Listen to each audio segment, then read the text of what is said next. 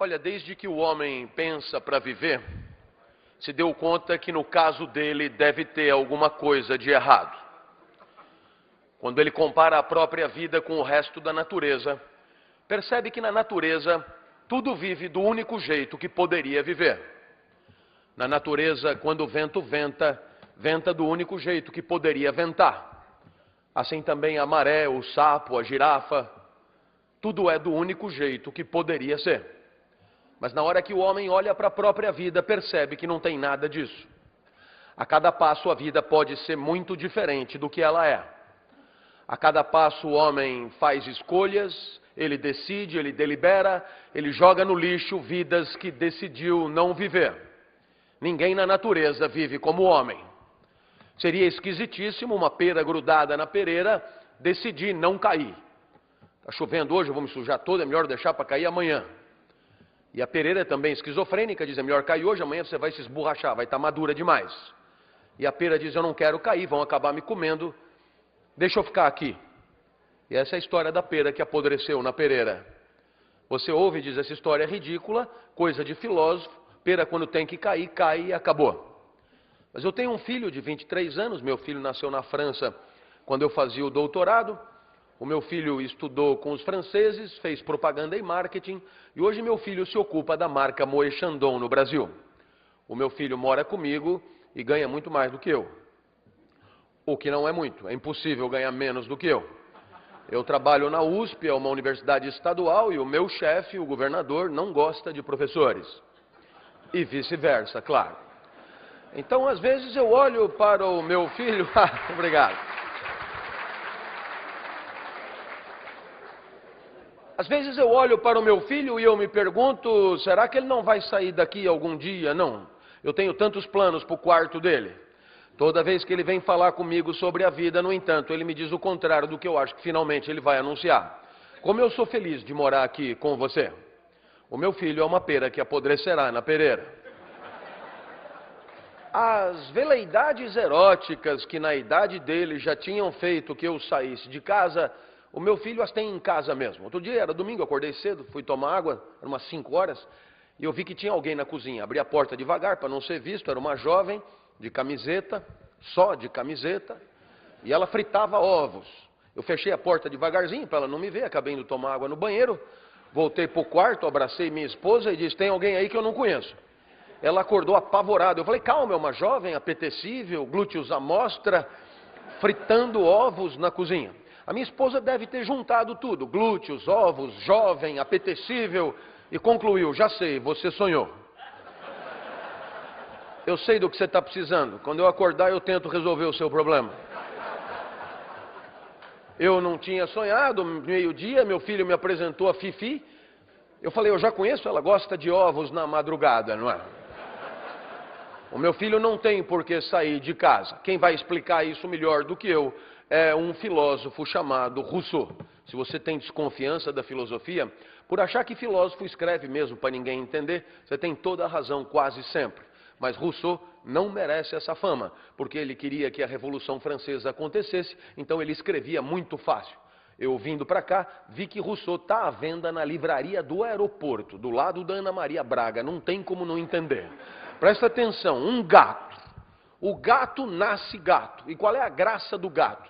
Quando ele nasce, ele já nasce sabendo viver como gato. O gato já nasce com todas as respostas de que precisa para viver. Então o gato não inventa, não cria, não improvisa, não inova, não empreende. Quem tem gato sabe, gato é irritantemente gato. Não há nada na vida no gato que não esteja previsto pela sua natureza.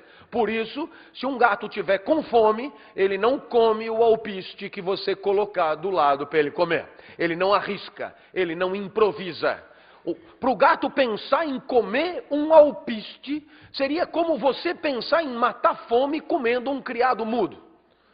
Eu me refiro ao móvel, né? Claro, isso não passa pela sua cabeça.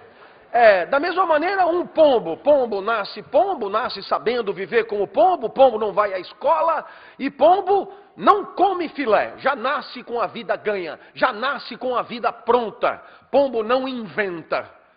Então é claro que fica fácil que a gente não é nem gato nem pombo.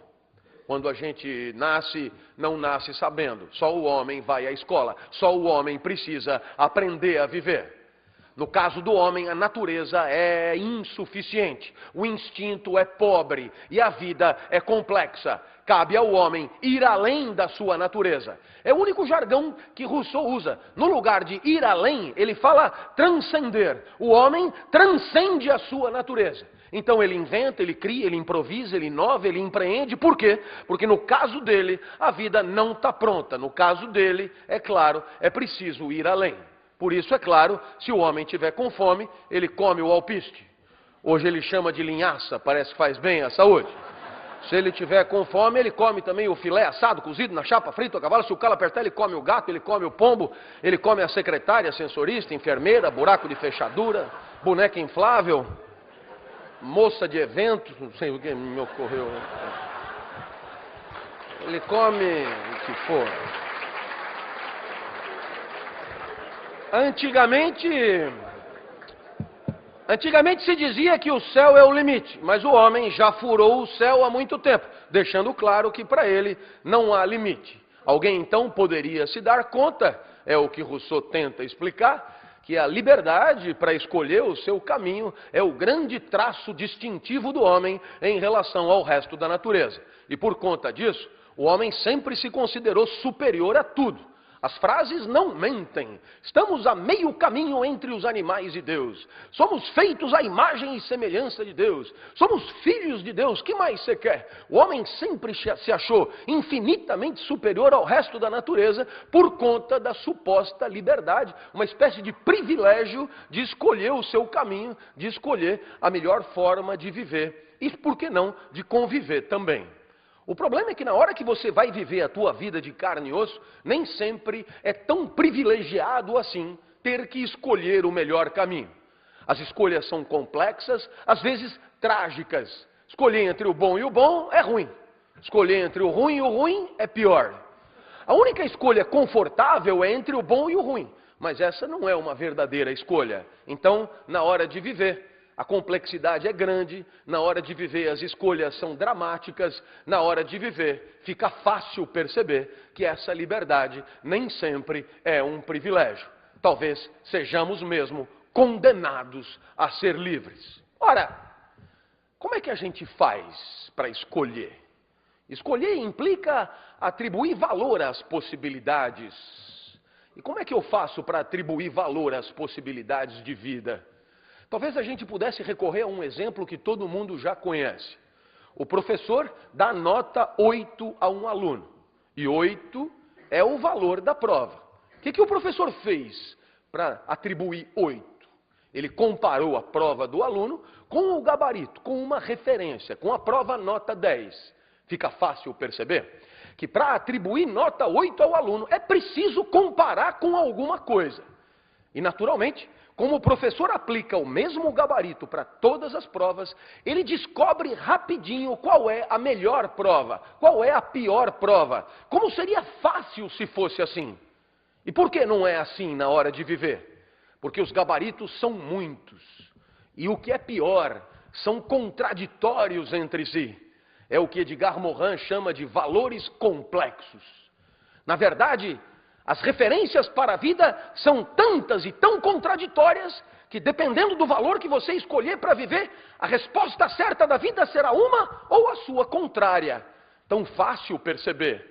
O primeiro valor do exército, está no banner do exército, é a disciplina. Então, claro, na hora de você viver lá dentro, a resposta certa é a vida mais disciplinada possível. Assim, quando a corneta toca às 5 da manhã, pode até passar pela tua cabeça tirar um cochilinho suplementar, mas você sabe que é melhor levantar. A disciplina é a resposta. Agora, eu sou de uma cidade do interior chamada Serra Negra. Lá tem um asilo que eu ajudo e lá tem um banner que fui eu que fiz. Valores. E o primeiro valor é o repouso. Lá, se alguma corneta toca, os velhinhos sabem que podem continuar dormindo.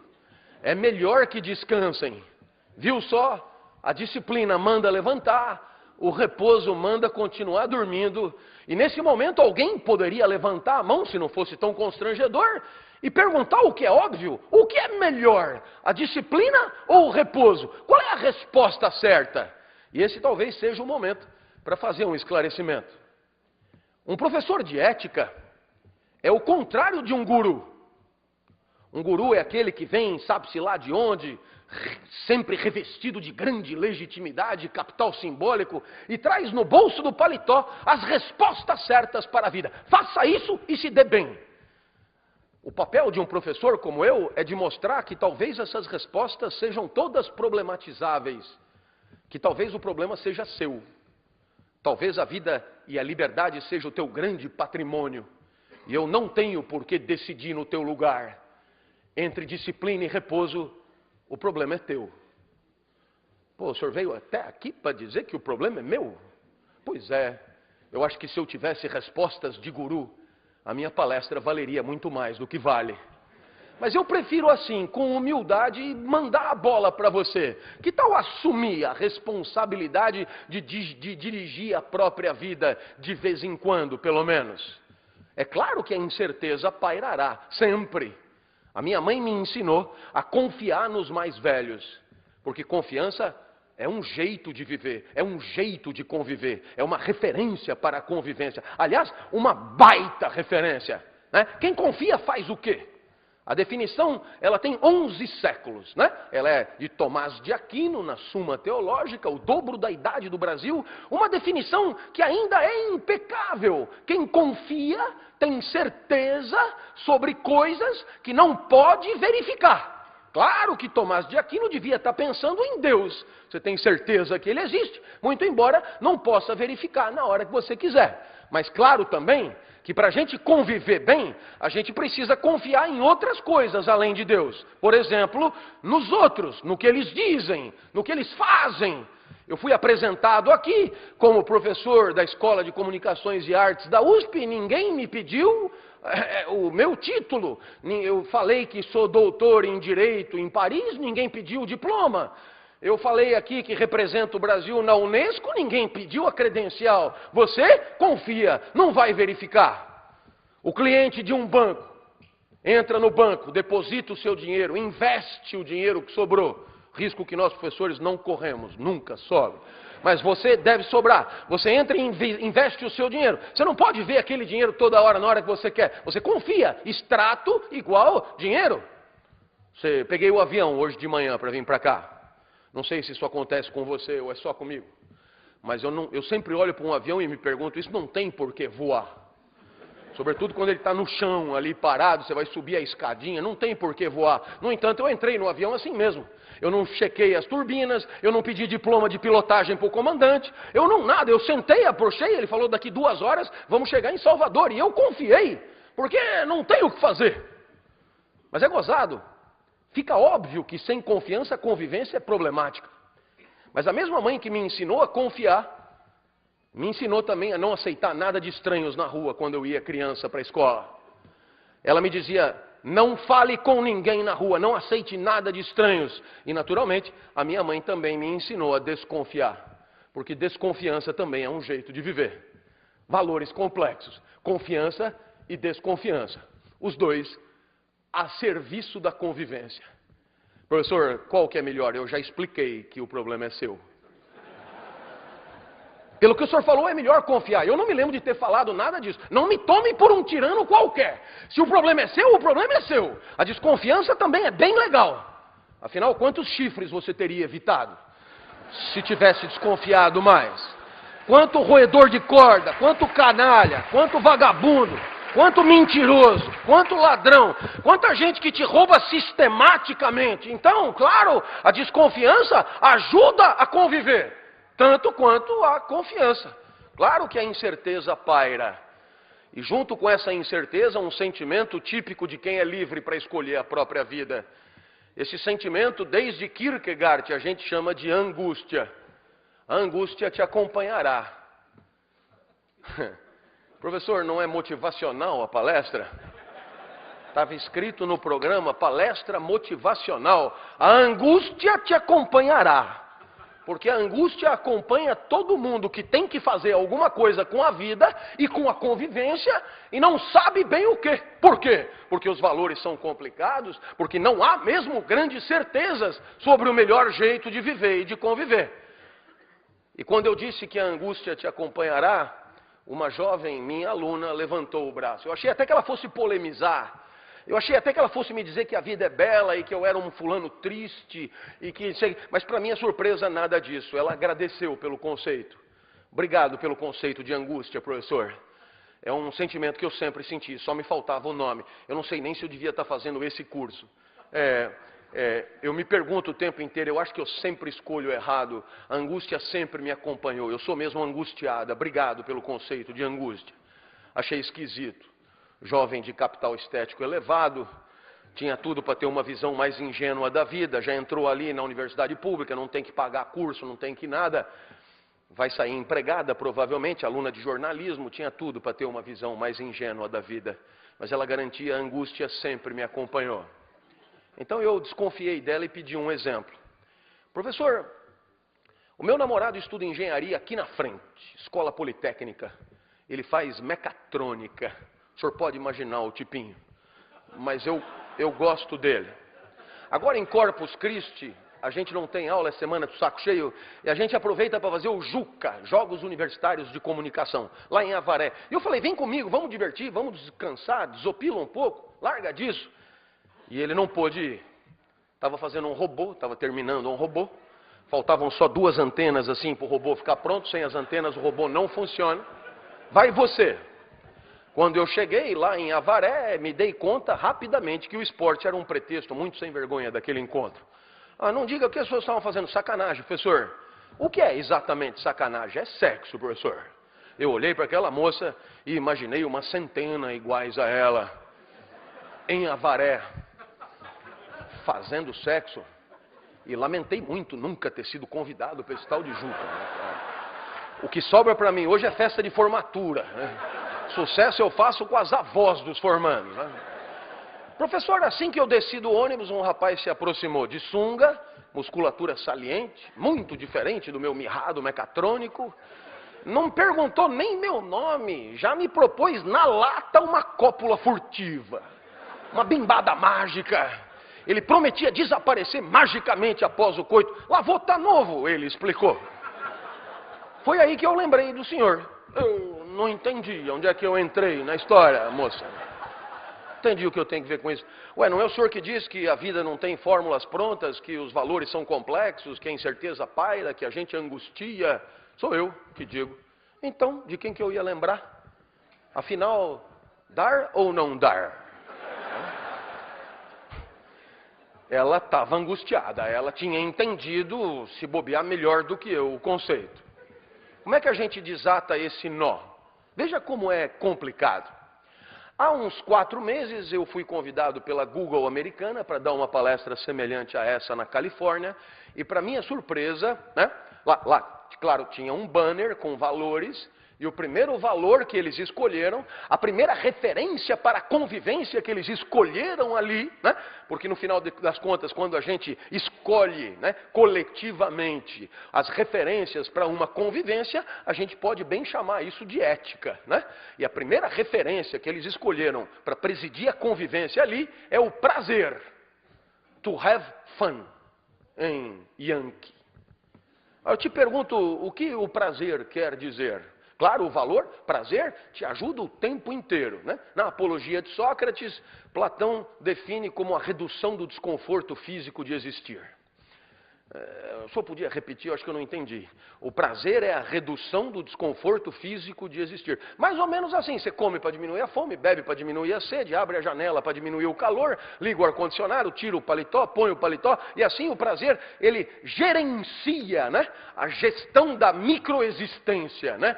É um tal de Goffman que conta exatamente isso, né? O prazer é gerenciador da pequena vida, né? E é claro, pelo prazer, aí você podia perguntar, mas e o orgasmo, por exemplo? E eu responderia tentando defender Platão. É rápido o orgasmo, não é não? Quanto tempo dura um orgasmo? Aqui na Bahia eu não sei, mas lá em casa uns 5 segundos. Durante a semana, final de semana 6, 7. Se você for um gozador espetacular, quem sabe 10 segundos. Agora, quanto tempo dura uma enxaqueca? Você já imaginou orgasmo com prazos de enxaqueca? Você começa a gozar hoje e termina domingo. Vira uma uva passa, né? Eu tenho a impressão que Platão tem razão. O normal é diminuir a dor, diminuir o sofrimento. Se der para dar uma gozadinha, melhor, mas é raro. Ora, pelo prazer, ela já deveria ter dado para o marombado de sunga, claro. Agora, o segundo valor do banner, e é aqui que eu queria que você entendesse, o segundo valor, e eu estou falando da Google americana, eu não estou falando de uma empresa, digamos, que faz as coisas de maneira impensada, né? O segundo valor do Google é o respeito. E quem respeita faz o quê? Né? Uma definição que eu gosto muito, o respeito é considerar o outro na hora de decidir a própria vida. Né? Quem respeita considera os afetos do outro na hora de deliberar sobre a própria vida. Respeitar você é dar palestra considerando tuas alegrias e tuas tristezas. Me parece uma definição super atrativa. E pelo respeito ao mecatrônico, pelo respeito à tristeza do chifre, pelo respeito às cláusulas morais que ela mesma propôs para aquele relacionamento, em suma, por isso tudo ela não deveria dar. Viu só? O prazer, primeiro valor, manda dar. O respeito, segundo valor, manda não dar. E daí, professor? O senhor vem aqui tumultuar a nossa vida e vai embora? Foi o que me perguntou um executivo de uma multinacional em São Paulo, dessas que faz de tudo, de pinico a bomba atômica. Era reunião fina, presidente e diretores, e um diretor se irritou comigo, diretor com jeito de diretor, diretor que se leva a sério, desses que se veste como diretor, escolhe a mulher que tem mais cara de diretor, carro de diretor, né? É exatamente a figura encarnada do diretor, Gumex no cabelo. E ele disse, professor, quando nós contratamos um consultor, é para nos trazer respostas certas sobre o que precisamos saber. Eu falei, olha rapaz, quando você encontrar um, me apresenta, que eu tenho tanta pergunta para dizer para ele, eu não tenho resposta sobre nada. Aí ele falou, o senhor não poderia botar no PowerPoint uma tabela com os valores em ordem decrescente de importância? Ele queria saber qual que vale mais, o prazer ou o respeito, né? Ou quem sabe a confiança ou a desconfiança, ou quem sabe a disciplina ou o repouso, ou quem sabe até a transparência e a privacidade, a transparência e a intimidade, a transparência e o sigilo, só para mostrar que qualquer valor da moda pode ser problematizado de maneira confiável, de maneira lúcida. Nada é absolutamente deglutível sem um espírito crítico. Tudo pode ser problematizado na hora de escolher a vida. E talvez a problematização da vida seja a ética na sua essência. Professor, e a tabela? Não vai dar, amigo. Não sei o que é um PowerPoint. Ele não entendeu a ironia. Falou, pode pôr na lousa. Eu falei, o problema não é o PowerPoint. É a tabela, eu acho que ela não existe. E para ele entender rápido, me ocorreu um exemplo. Perguntei ele, sabe Deus? Ele falou, lógico. Normal, né? Costuma trabalhar no mesmo andar de um diretor. Quando Deus mandou para Moisés por e-mail os 10 mandamentos, atrás dos mandamentos tem valores. Está ali, os top 10 que você quer. Só que não tem essa do quarto valer mais do que o quinto. Se tiver conflito entre eles, você que se vira, o problema é seu. Agora, como Deus é um cara elegante, jamais vai dizer isso, você que se vira, o problema é seu. Ele chama isso de livre-arbítrio. É porque não tem tabela que tem livre-arbítrio.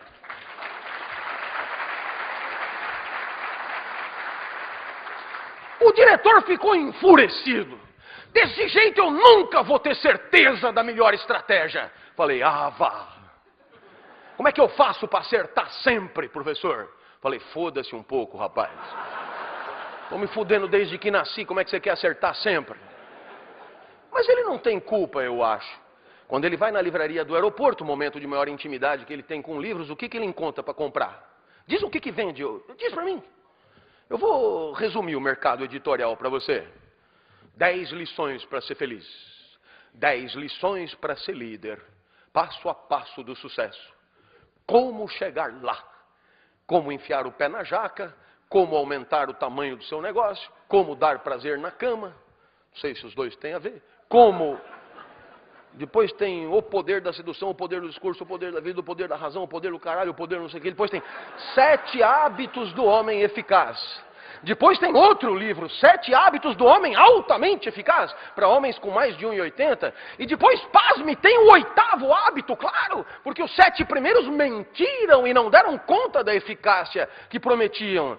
Se fossem só 7 hábitos garantidores de eficácia, seja lá para quem for, não haveria necessidade do 8º. Mas não, você continua comprando. E por que será?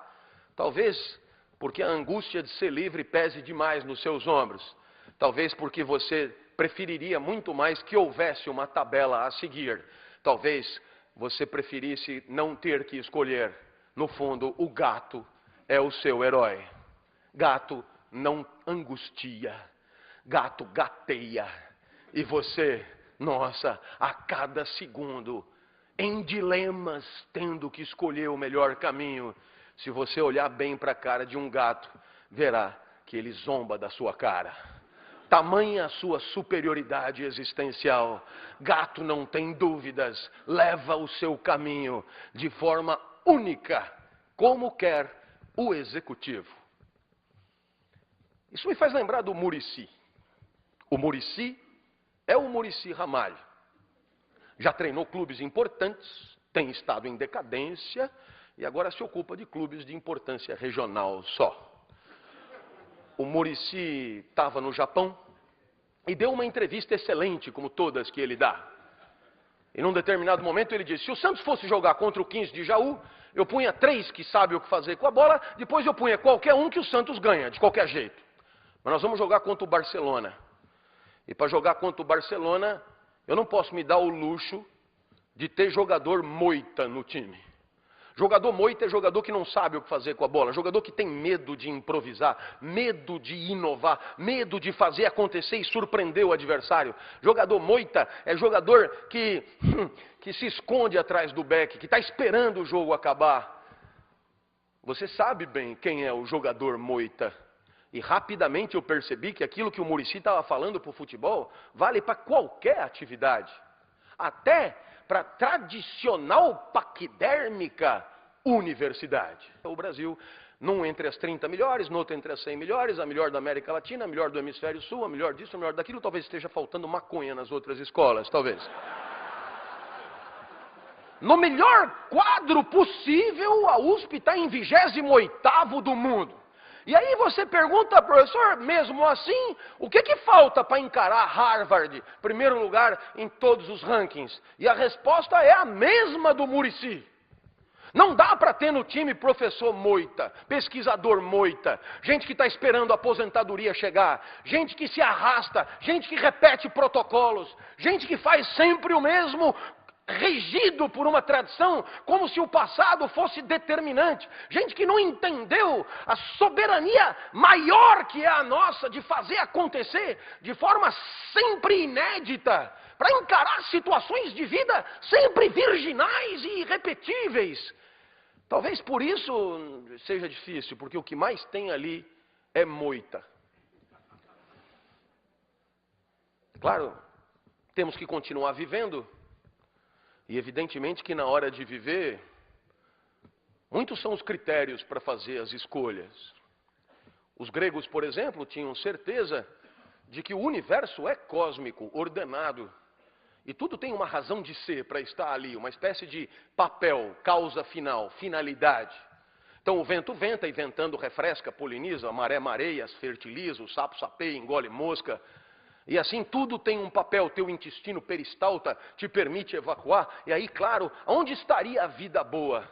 A vida boa estaria no ajuste, no encaixe da nossa particular existência nessa engrenagem cósmica e universal. Se conseguíssemos encontrar o nosso lugar, aquilo que Aristóteles chama de lugar natural, seríamos vento que venta. César Cielo nadando 50 livre, Arthur e sua argola.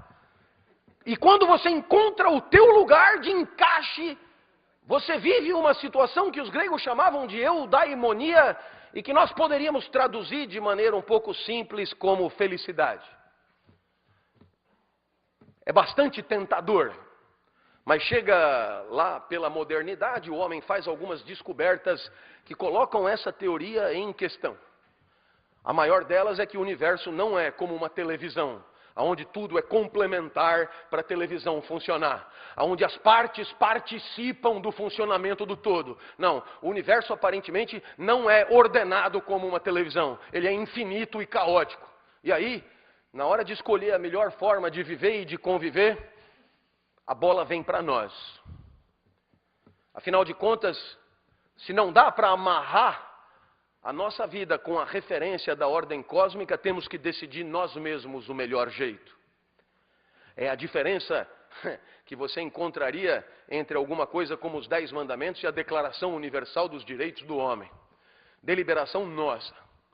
E se você algum dia sonhou que houvesse algum tesouro subaquático ou supraceleste, a resposta certa da vida e da convivência, sabe que esse tesouro talvez esteja na nossa inteligência, na nossa capacidade deliberativa, na nossa capacidade de fazer da nossa sociedade um grande espaço público de debate, onde o melhor argumento possa surgir, onde a melhor tese para resolver problemas concretos da vida possa aparecer do debate, do contraditório, do enfrentamento. É claro que, como seria bom se fosse assim? Nós decidindo até onde eu vou e até onde você vai. Eu costumo dizer aos meus alunos no primeiro dia de aula, a primeira aula é obrigatória para você saber qual é meu jeito de ensinar, os valores que eu respeito para dar aula. Depois, você volta se quiser. Eu nunca vou checar a tua presença aqui.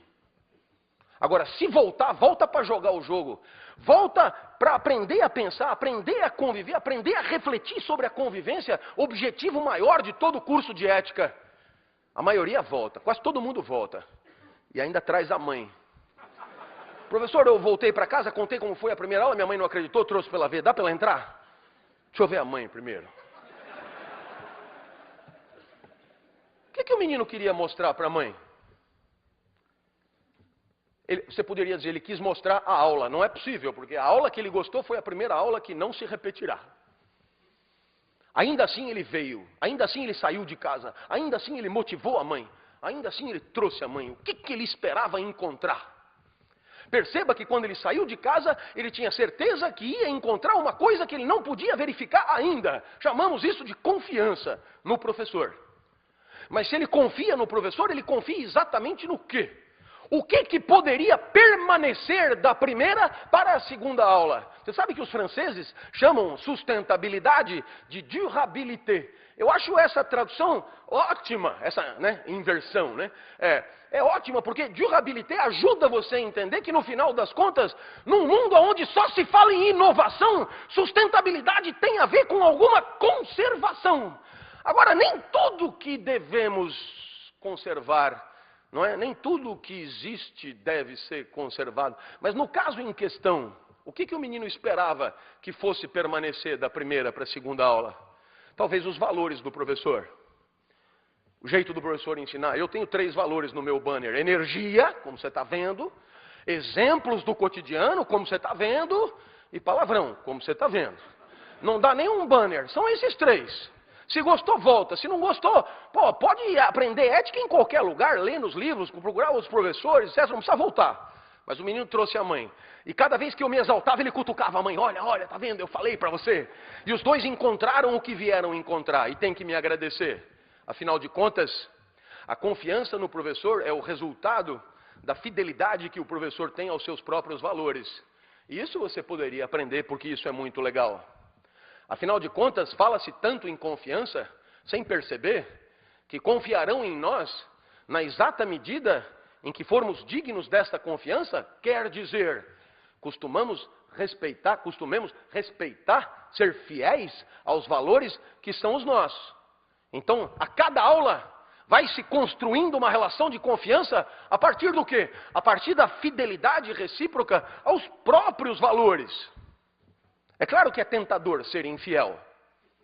É tentador ser infiel porque existem sempre circunstâncias de sopetão, inopinadas, que prometem ganhos de circunstância por conta de uma infidelidade. Você sabe disso? Eu me lembro de uma senhora da Liga das Senhoras Católicas. Minha aluna de terceira idade na universidade me ligou e disse: professor, eu assisto a sua aula há muito tempo, queria lhe propor para o senhor dar uma palestra de ética, eu vou cobrar caro e o dinheiro vai para as crianças com câncer. Eu falei: legal, pode fechar, está marcado. Aí ela disse: só mais uma coisinha, o senhor sabe, não é nada pessoal, eu adoro você. Mas eu tenho umas amigas mais idosas do que eu, e eu pensei: nossa. Então, não dá para dar uma maneirada? Não custa nada. E eu falei para ela: lógico que custa. Pensa comigo. Quem é que vai comprar os ingressos? Quem é que vai ajudar as crianças? Ah, é todo mundo que adora o senhor. Vai bombar, tenho certeza, vai bombar. Legal, e o que essas pessoas têm o direito de esperar de mim? Ah, que o senhor seja como o senhor sempre foi. Então, será que essas pessoas esperam que eu dê uma maneirada? Não, eles não. Eu estou falando só das minhas amigas. Não, mas seria uma traição horrível. Eles vão pagar para ajudar as crianças para me assistir e de repente vão encontrar ali alguém sem tesão, sem ânima, sem vontade e sem palavrão. É uma traição maior para todos aqueles que curtem o meu jeito. Claro, aqueles que me detestam e aos montes não precisam vir, né? Estão dispensados de me encontrar eternamente, se quiserem. Ah, professor, não custa nada. Custa sim, dona. Avisa lá suas amigas higienizadas. Se quiser ajudar as crianças com câncer, vai ser com caralho e tudo. Eu nunca falei tanto caralho numa palestra como naquela. Eu só vi as velhotas se acomodando na cadeira. Mas depois do quinto caralho, eu acho que se afeiçoaram, porque pediram outra. Professor, não vai esquecer do caralho. Tem certas coisas difíceis de deixar em casa, dona. Os valores, por exemplo. Eu espero que você tenha entendido que no final das contas, os teus valores são a tua identidade, aquilo que você oferece para te definir. Vamos imaginar que você encontre alguém num bar, você está num momento de entre-safra amorosa, encontra alguém, esse alguém meio que começa a conversar com você, mas para continuar ali você precisa contar para ele quem você é. E eu pergunto, você já parou para pensar o que é que você costuma dizer para dizer quem você é? Aquilo que os psicólogos chamam de discurso identitário. O que é que você conta para o outro para dizer quem você é? Você poderia começar assim: eu sou um espaço de mitoses e meioses. Eu sou neurônio que sinapseia, eu sou sangue que circula, eu sou joelho que dobra, intestino que peristalta. E você não está mentindo, mas não é isso que você fala. Porque não é isso que a pessoa quer saber. Não é isso que ela precisa saber. Então, o que é que você fala para dizer quem você é? Você conta, na verdade, o que você fez da tua vida. Você conta as tuas escolhas. E quando você conta as tuas escolhas, você, na verdade, está contando também os critérios que você costuma usar para escolher a vida que leva. No final das contas, são os valores que definem você. E permitem que aquela pessoa, a partir dessas informações, possa decidir entre ficar ali ou cair fora. O teu discurso identitário é de índole moral antes de qualquer coisa. Eu costumo dizer que sou professor. Isso desperta ternura nas mulheres. E ternura é pena mesmo, né? E quando eu digo que é de ética, a ternura aumenta muito. Você percebe que se você conta os valores para dizer quem você é, eu, por exemplo, costumo rapidamente dizer que comecei a minha carreira como profissional do direito, prestando concurso em Brasília e trabalhando no Senado, escrevendo leis, e depois larguei tudo para ser professor. É claro que essa opção que eu fiz, ela é absolutamente rica para informar para todo mundo qual é a minha praia, qual é a minha identidade. Então, é claro, da mesma maneira que nós, pessoalmente, nos apresentamos a partir dos nossos valores, Quando fazemos parte de uma empresa, de um grupo, de uma instituição, essa necessidade é ainda maior. Se você não sabe o que é a USP, olha para mim. Eu estou totalmente alinhado com a universidade. Acabei de fumar um beck. Pode olhar para mim. Por quê? Porque, na verdade, eu ajudei a definir os valores da empresa, da instituição, do coletivo. E sou o primeiro a defendê-los.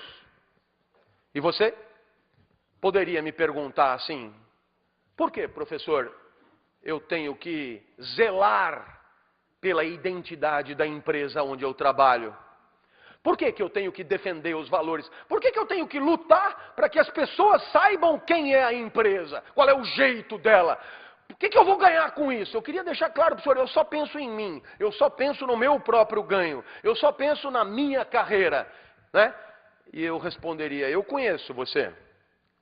Você é assim mesmo, incapaz de ter afetos pelos colegas, incapaz de ter afetos pela instituição que te deu abrigo. Você é assim mesmo, escrotinho, eu conheço você. Pois eu posso te garantir que você, que só pensa em você, deveria ser o primeiro a lutar com unhas e dentes para defender o patrimônio moral da empresa, os valores da empresa, para que todos possam saber com clareza o que aquela empresa é e o que ela não é. Você deveria ser o primeiro. Eu não entendi, eu não tenho nada com isso. Tem sim. E eu vou te explicar no popular. E vou te explicar no meu caso. Quanto mais as pessoas acharem que a USP é do caralho, vão achar que eu sou do caralho também, porque dou aula lá, não é? Ah, é, no seu caso sim. Então, escrotinho, no seu caso também. Porque você conta o lugar aonde trabalha entre as 3 primeiras coisas que você diz num bar, para te definir. Você percebe que quanto mais o lugar aonde você trabalha for confiável, prestigioso, glorificado, aplaudido, reverenciado, mais você que trabalha lá e só pensa em você vai ganhar com isso. O senhor tem razão. Agora eu pergunto para o senhor: o que eu ganho no final das contas? Por que defender a ética com unhas e dentes? Meus amigos, a ética não vale por ela mesma. A ética vale para que as pessoas possam viver melhor, para que as pessoas possam conviver melhor. Eu queria lhes dizer com clareza que quando optei por dar aula, foi para que a vida passasse a ter sentido. Para que happy hour fosse segunda às 8 da manhã. Para que eu pudesse viver um momento que vale por ele mesmo. A felicidade dos gregos é essa. Um instante de vida que vale por ele mesmo. É fácil dar exemplo do que a felicidade não é. Eu fui jantar na casa de um amigo domingo, e o filho dele estava estudando matemática. E eu perguntei para o menino: pô, cara, estudando matemática domingo? E ele podia ter dito: tio, olha que tesão de equações. Quanto mais embaçada, melhor. Isso aqui é do caralho resolver. Eu sempre resolvo 50 antes de dormir. Mas não foi o que ele falou. Ele falou: eu tenho que tirar 7,5 amanhã na prova. Então eu tenho que fazer essa merda dessa lista, senão eu estou fodido.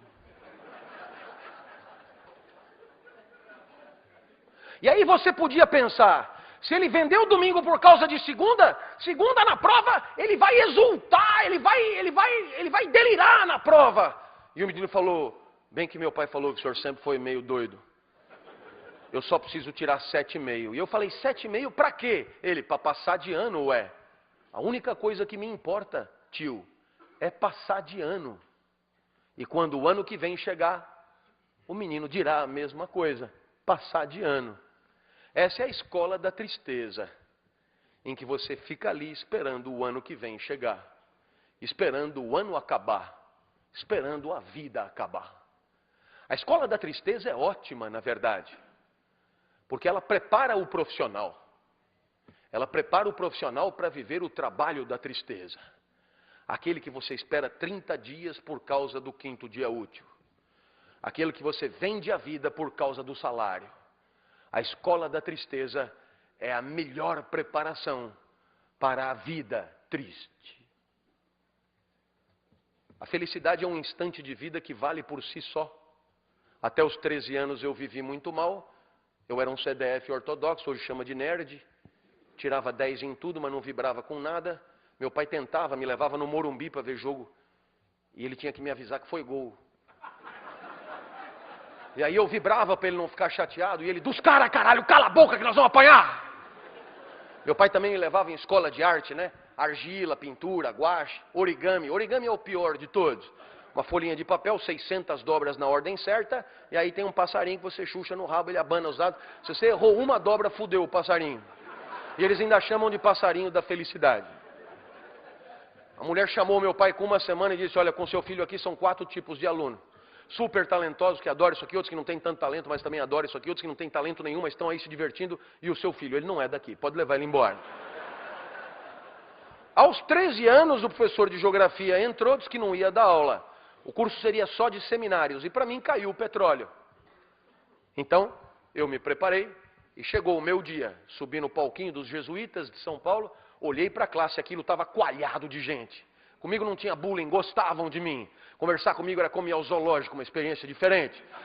Veio gente de outras classes para assistir. Aquilo, gente de pé.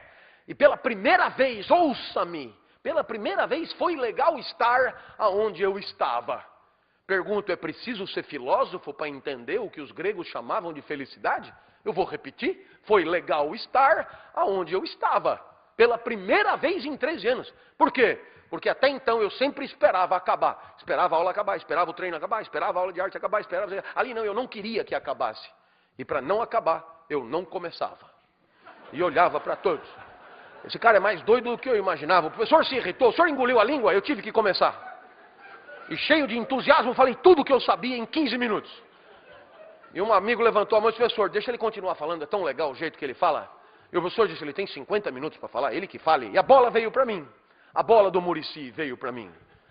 Quando a bola vem para você, e aí, velhinho, vai viver como? Você é livre, decide. Eu não sabia mais nada para dizer. Se eu fosse respeitar a geografia, eu tinha que dizer, eu não sei mais nada. Mas o meu corpo dizia, 13 anos de uma vida de merda, agora que tá do caralho, não sai daí. Mas eu não tenho mais nada para dizer, inventa qualquer porra, mas não sai daí. Então eu decidi inventar sobre o petróleo. Lembrei do meu pai. Meu pai nunca passou na porta de uma faculdade. Mas o meu pai dizia coisas que depois eu encontrei na mais sofisticada filosofia. Tem um filósofo chamado Nietzsche, que escreveu um livro dificílimo chamado Assim Falava Zaratustra. E o Zaratustra tem uma hora que ele diz mais ou menos assim: leva o tempo que for para perceber qual é a tua praia. Leva o tempo que for para perceber qual é o teu lugar. Mas depois que você descobriu, não recue ante nenhum pretexto. E o meu pai dizia, para trás nem para pegar impulso. E sempre com um carinho. Isso, aplaudir. E depois sempre com um carinho, seu bosta. Eu lembrei do meu pai e comecei. Até aqui eu falei das diversas bacias petrolíferas pelo mundo, está no livro de vocês, eu não vou me estender. A partir de agora eu vou tratar de um outro tema mais fino, mais sofisticado, que é a qualidade do petróleo. Tem petróleo bom e tem petróleo que não presta. Anotem porque vai cair no vestibular.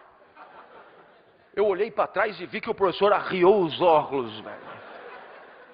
Eu tive medo, mas eu lembrei do meu pai, seu bosta. Ali não podia mais voltar. Então eu me empertiguei mais e comecei. Todo mundo sabe que o melhor petróleo do mundo é o petróleo da Romênia. Começaram a anotar. Então eu me animei e disse do norte da Romênia, claro. Região da Sildávia, que eu tirei das aventuras de Tintim.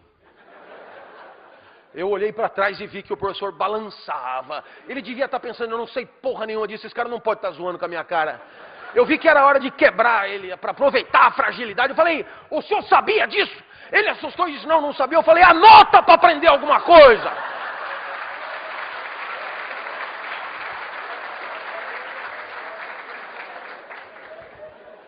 A hora que eu mandei ele anotar as coisas que eu estava inventando, ele não reagiu. Eu falei, esse lugar é do caralho, velho. Eu não precisava me lembrar de nada, eu inventava tudo. A minha aula melhorou demais. Falei de petróleo em Fernando de Noronha, no Bananal, em Madagascar. Foi um show. Terminou a aula, aplausos copiosos. E um menino levantou a mão e disse, professor, eu tenho uma sugestão que eu acho que é de todos. Deixa ele dar todos os seminários. E o professor disse, mas ele só estudou sobre o petróleo. Eu falei, quem falou?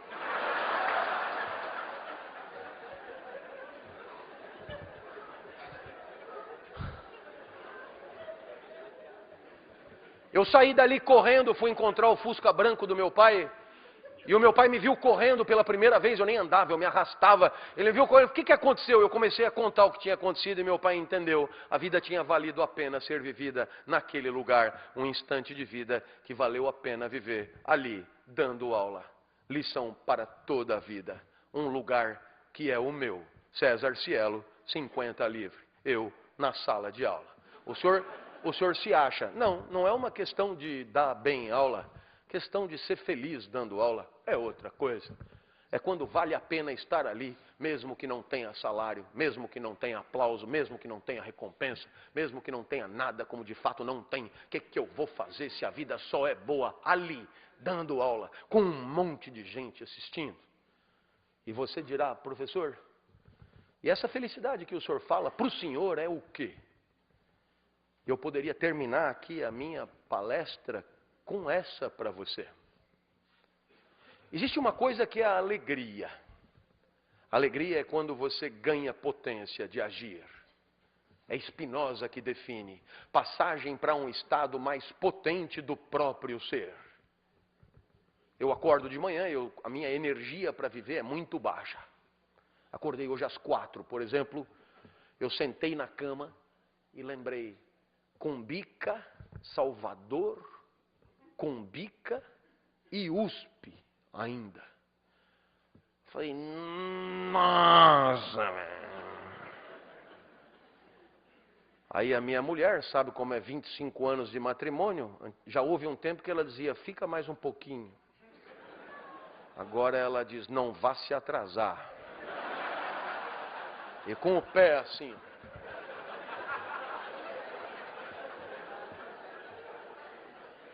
Fui no banheiro, tomei banho, melhorei um pouco, tomei um café, melhorei um pouco, saí, melhorei um pouco. E normalmente eu vou para a USP, quando eu chego na USP, eu adoro. Começa a chegar os alunos, eu adoro os alunos. E aí eu começo a dar aula e eu adoro a minha aula. Eu lamento te dizer isso. Parece um pouco arrogante, mas o que eu vou fazer? Eu adoro o meu jeito de falar. Eu poderia me ouvir eternamente. É impressionante como eu entendo quando eu explico.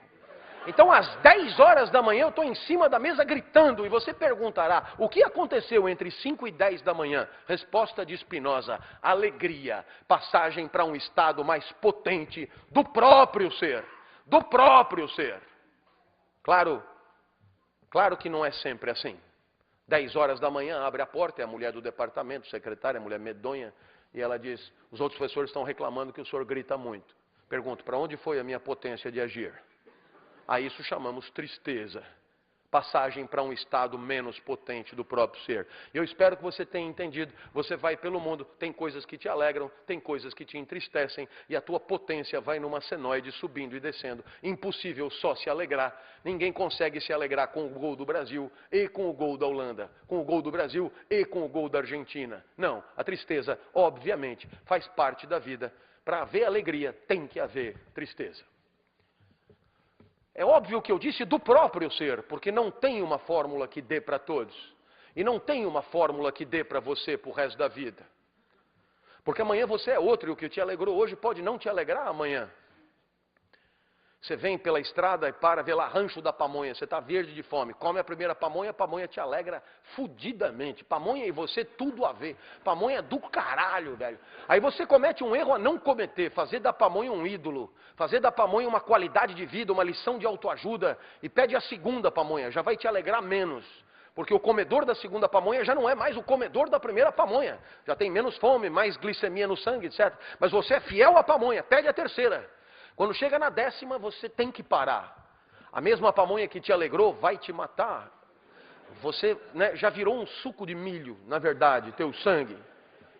O que vale para pamonha vale para qualquer coisa, para o matrimônio, por exemplo. Quase sempre a lua de mel é a primeira pamonha. Depois de 5 anos você não aguenta mais comer pamonha. Aí você começa a querer comer um curauzinho.